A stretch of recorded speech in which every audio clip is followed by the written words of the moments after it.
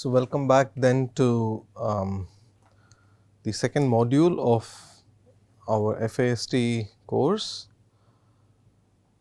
Fundamentals of Attosecond Science and Technology. We are bringing this to you from IIT Madras and IIT Tirupati.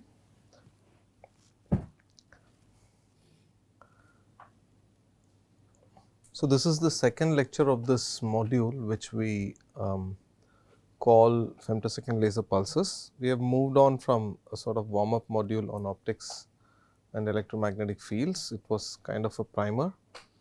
So, in this section, let us delve into the nuances of femtosecond laser pulses. Once again, I will be referring to primary sources of information, these books by Roulier, femtosecond laser pulses, which is very pertinent for this section of the course we are discussing. The Fundamentals of Attosecond Optics by Chang and the Principles of Optics by Born and Wolf. And as always, many thanks to Professor Trebino for his inputs and materials.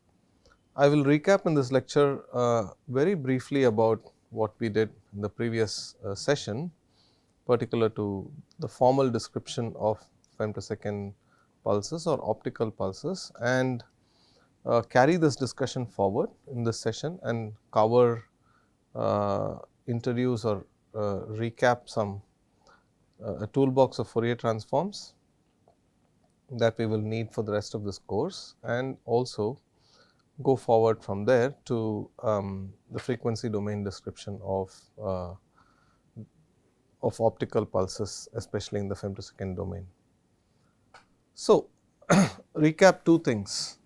In the first module, we discussed extensively about resonators and resonator modes, and we realized that indeed the modes of a resonator in the frequency domain lead to a transmission spectrum, which is like the spectrum at the bottom. Again, this should be omega over here. So, this a typical transmission spectrum across a Fabry-Perot interferometer, Etalon optical resonator, cavity with particular reference to its longitudinal degrees of freedom or modes, which is what we discussed in this course. We did not do anything, we did not look at the other degrees of freedom, that was deliberate. Looks like this. You have the spectrum on the bottom axis, where omega is the angular frequency, and we have written omega down in terms of in integer multiples of 2 pi over t. Okay. So, negative frequencies are not physical, but here this is a typical spectrum. So, we have essentially written this down as we have derived basic expressions for. So, the points to note were that there are peaks under an envelope. The peaks have are described by a line shape function g of omega, whereas the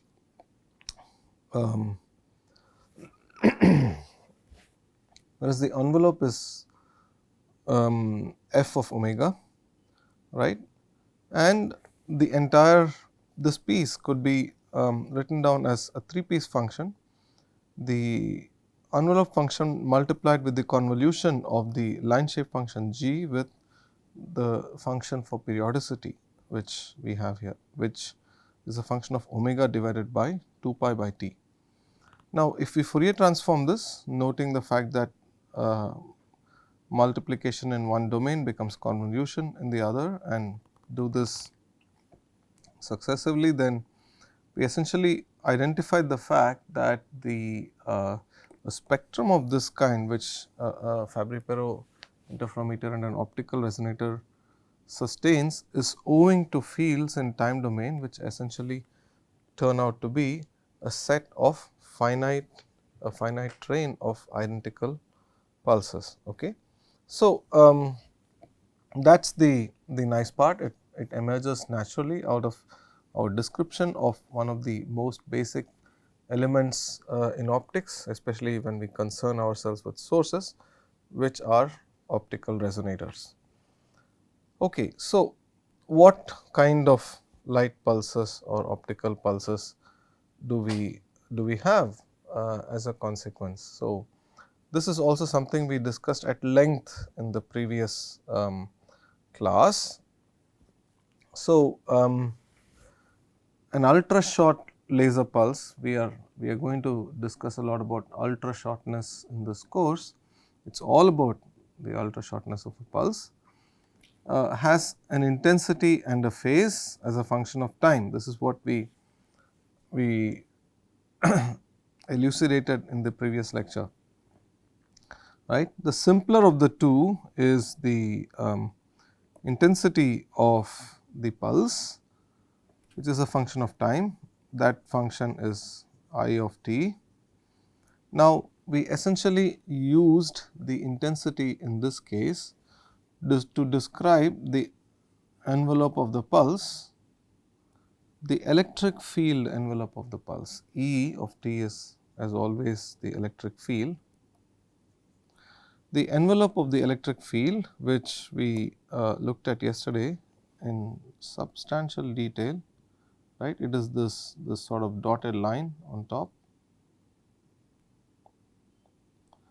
right. This envelope is written here deliberately as square root of the intensity as a function of time. So, I of t, the square root of I of t is the envelope function, and then the rest of it is actually the important parts of the other function, which is of great importance, which is the phase phi of t. This appears in the argument to the complex exponential function in addition to a term which is linear in t. Okay. That term has a constant multiplying t, and we call that constant the carrier frequency. Then, in order to keep these fields real, we essentially take a half of this term and add it to the complex conjugate as always. Now, the frequency omega naught here pertained to these fast oscillations underneath the envelope. Right. These fast oscillations are what form the carrier, and the superstructure on top of that is what we call the envelope of this pulse. This pulse has no real regular shape as a function. It is not always Gaussian or any regular function. It need not be. Real pulses can have, of course, complicated envelope structures owing to their owing to the noise in the process and many other features of real lasers which emit them. Now, a deviation from, or rather a step up from the physics of light waves, which we discussed in module 1, is the following fact, that is we not only have this I omega naught t term, we also have another function phi of t. Okay. So, this is a new element. So, we should recognize that. We discussed this also at considerable length yesterday. For example, in the case of a plane wave, we were used to having a k dot r minus omega naught t to be the argument to the exponent I, the complex exponential function. But now we have introduced a new time dependent phase term. Okay. So, this is we are going to discuss a lot about this. I also reminded you yesterday that this time dependent phase term phi of t is something we do not know as yet. Okay. We interpreted the earlier the solution of the wave equation in 3 dimensions to be a plane wave when we had a constant amplitude or a modulating amplitude across maybe the transverse coordinates x, y, x and y for a z propagating wave with the phase and the propagation part being exponent of I k dot r minus omega t. But here we have introduced a function phi of t, which is a more general description of a propagating field. Since we do not know about phi of t, we may either have to measure it in experiment, or it comes about from some kind of other theoretical or analytical or even computational considerations. But then if it is not a very regular function that we know, we would then possibly have to Taylor expand phi of t in order to figure out a good description for it, in which case it would have terms all the way from an initial term which is independent of time, a term which is dependent on time linearly, quadratically, cubically, quadrically, and so on and so forth.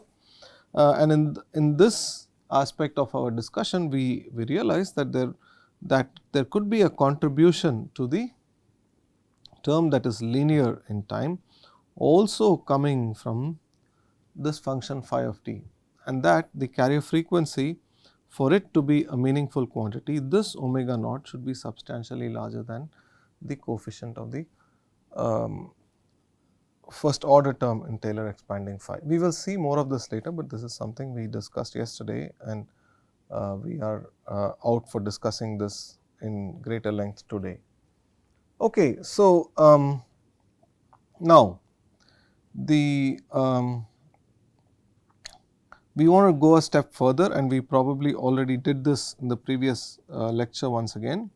So, we drop off factors like half and plus complex conjugate deliberately, and we can process all the information here, and then before putting a result in the box, we can essentially take the real part of the result, and we would be just fine, whether it is a mathematical or a computational consideration of things.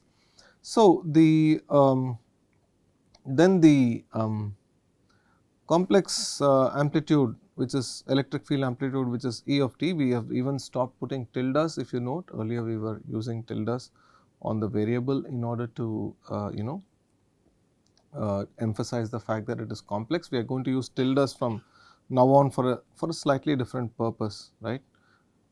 So, we understand in writing of the electric field like this that we are using the complex notation for a real quantity, owing to the fact that it has an all important phase function. So, the electric field essentially is written as being proportional to the square root of I of t, where I is the intensity as a function of time.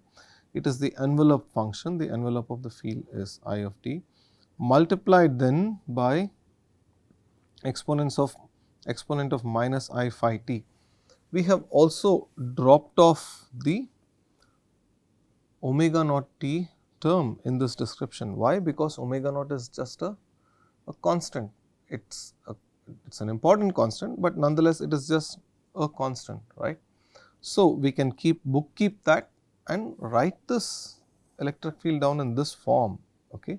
So, this what we have done by essentially dropping off the I omega naught t term is that we have gotten rid of these fast oscillations in this description, which albeit play an important role in carrying the wave, are not as physically important and significant always. That is to say, I can always bookkeep this, right. And the rest of it becomes easy to calculate, and if we are going to subject this to any further treatment. So, the square root of I note is real, it is not a complex valued function, it is a real function because I takes real values for all times, and it is therefore often called the real amplitude. And to connect this to maybe more conventional literature, the square root of I t is the real amplitude, which often times is given the symbol an A of t. Okay. So, this is the amplitude or envelope function, and this is real. Any phase aspects are all captured in phi of t now. So, this is exactly like a complex number written in its so called polar form, which is what we will come to next. But before proceeding, it is very popular to consider pulses which have a Gaussian shape or structure, right. So, it is often a good approximation for an ultra short pulse in a lot of computations, and a Gaussian pulse essentially is written in terms of this typical Gaussian function, where E of t is an amplitude E naught a constant, it's now E naught is real, exponent of minus t by tau half width at full max or half width at 1 over E, okay, the square of this t square by this tau square. Now, we can relate this to more conventional descriptions of the width of a Gaussian function, conventional or convenient, such as the full width at half maximum. So, the two quantities t full width at half max and t half width at 1 over E are related through a factor of the square root of 2 log 2. So, that is something that we will again want to have in our sheet of say formulae or handbook. And the intensity corresponding to this electric field is essentially the absolute value squared, and you can write this down in terms of any of these descriptions, in which case it all becomes again a Gaussian function, except that the width of this Gaussian, the width of the Gaussian for the intensity is narrower by a factor of the square root of 2 as compared to the electric field, which is what was borne out by this sketch, where the electric field and amplitude envelopes are plotted in gray and red respectively, and the red intensity amplitude intensity envelope is narrower evidently, right. So, the factor of square root of 2 is often a piece of I mean literature which we must keep in mind. Now, one can also envision other functions other than a Gaussian to describe these pulses. You could physics may motivate us to consider secant hyperbolic as a shape, maybe some other considerations if you want to numerically simulate. Sometimes the sinks, the sin x by x or the sinc function also becomes a possible candidate, and so on and so forth. But these are all say at the moment a matter of mathematical choice or maybe even convenience, and the real envelope shape of the envelope needs to be measured in a laboratory, of course, and we will look at methods for doing that as the course progresses. Okay. So, now calculating the intensity and the phase given this expression, this sort of an expression for the electric field. So, let us look at that. How does that go? So, take this electric field E of t is proportional to a half square root of I of t exponent e to the I omega naught t minus phi of t plus the complex conjugate. This is the whole expression for the electric field, except for maybe some constants which multiply it owing to a possible system of units that you may be using, which relate the intensity to the electric field formally.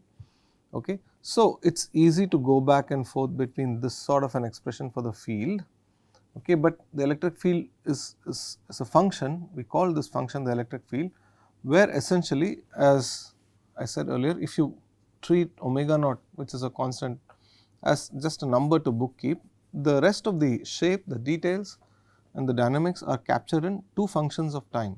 Okay. One is I of t, which again we would have to determine through some means, the physics, an experiment or whatever else will have to bring us this information, and the other being phi of t likewise, right. So, while the left hand side is just an icon, it says its electric field as a function of time. On the right, we know that this time dependence consists of the time dependence of an amplitude function which is real and a phase function phi of t. Okay. So, that is fair enough. This is just pure mathematics and some logic looking at this expression.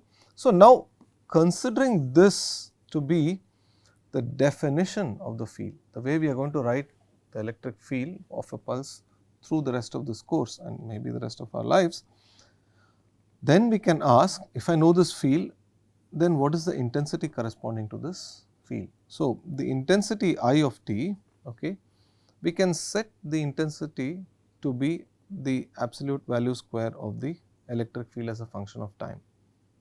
Okay. We we define this quantity saying intensity is the absolute value square of the electric field as a function of time.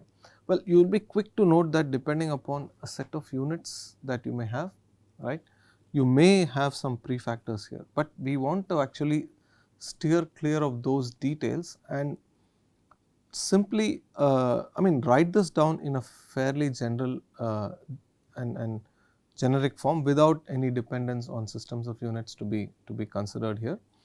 So, in that sense, what we call the intensity here may have a value different from what you may compute in a specific system of units. However, we will be able to correlate them across, okay, or as it may happen, as it often happens in physics, you invent a new system of units such as the atomic units, such as the Planck scale and so on and so forth. So, here we can do something like that for the sake of both convenience and a compactness of the expressions that we are going to use in the future. So, we will stop writing things like proportional to in these expressions and simply take E the electric field, the intensity, and S which we are going to introduce the spectrum and so on as some kind of dimensionless shapes to independent of dimension in one sense, but dependent on time, of course. As I said, we can put back everything in any convenient system of units going forward. Likewise, if I now consider this sort of definition of the electric field, then the phi, the phase function, is essentially an angle. What is this an angle of? For as it is for the case of any complex number, right? If E at any given time t I, okay, the field takes the value, a complex value with, in this polar representation, an amplitude which is square root of t of I, and a phase value which in this case is minus phi of t I rather, then basic trigonometry and a knowledge of complex numbers tells us that this is essentially minus the arctan of the imaginary part, okay, the projection of E of t I on the imaginary axis versus the real axis. So, it is the arctan or tan inverse, as we sometimes call it, of the ratio of the imaginary to the real parts multiplied by minus 1. So, in other words, we can equivalently also write this as phi of t is the imaginary part of the logarithm of E of t. Okay. It essentially turns out to be an equivalent expression. So, if we do this, then E of t is the square root of I of t multiplied by E of phi t.